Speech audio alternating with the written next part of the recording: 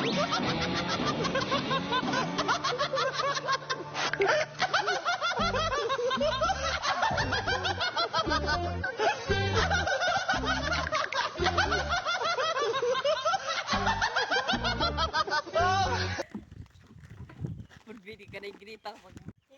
ินอีหยังพากันกินข้าวนี่กินข้าวกับหยัง ส้มพัก พอครับแล้วนี่มานะ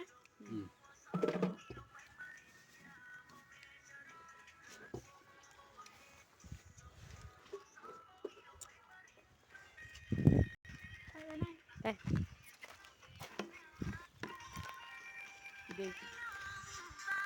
เอียนเมื่อกี้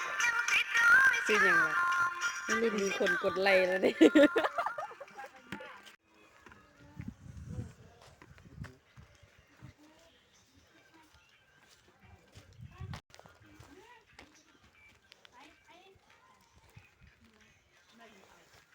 แซ่บ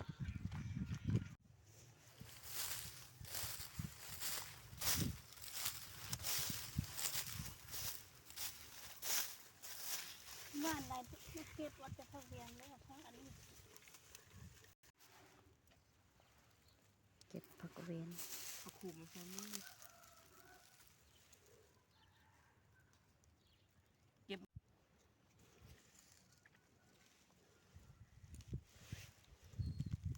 ยู่เขานี่เขาร้ายเองเงิน ฮะ เขาเอียน